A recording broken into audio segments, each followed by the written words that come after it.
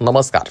आमदार बच्चू कडू हे नेहमी शेतकऱ्याचे प्रश्न सभागृहामध्ये मांडत असतात व त्यासोबत त्याबाबत अनेक ठिकाणी ते आवाज उठवताना आपल्याला दिसत असतात. त्याच पार्श्वभूमीवरती काल आमदार बच्चू कडू यांनी दुधाचा प्रश्न जो आहे सभागृहामध्ये मांडला.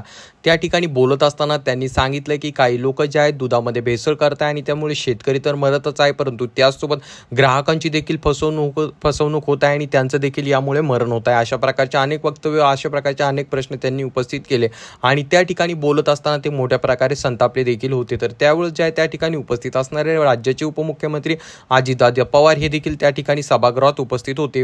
आमदार बच्चू कडू यांनी विचारलेल्या त्यांच्या सर्व प्रश्नांची उत्तरे देत असताना अजितदादा पवार यांनी त्यांची समजूत काढली व त्याच ठिकाणी बोलत असताना ते म्हणाले की दुधामध्ये भेसळ व्हायलाच नाही पाहिजे. दुधामध्ये 1% जरी भेसळ झाली तरी ते आपला अपमान झाल्यासारखं आहे. आणि त्याच ठिकाणी बोलत असताना ते म्हणाले की दुधामध्ये कसली भेसळ होऊ नये यासाठी काही दिवसांपूर्वी आम्ही एक कायदा देखील तयार केला होता. जो कोणी दुधामध्ये भेसळ करेल त्याला डायरेक्ट फाशी देण्यात यावी, त्या प्रकारची सजा त्याला देण्यात यावी, अशा प्रकारची मागणी आम्ही केली होती. तसा कायदा देखील आम्ही पारित केला होता, परंतु राष्ट्रपतीच्या सहीविना तो कायदा राहिलेला आहे.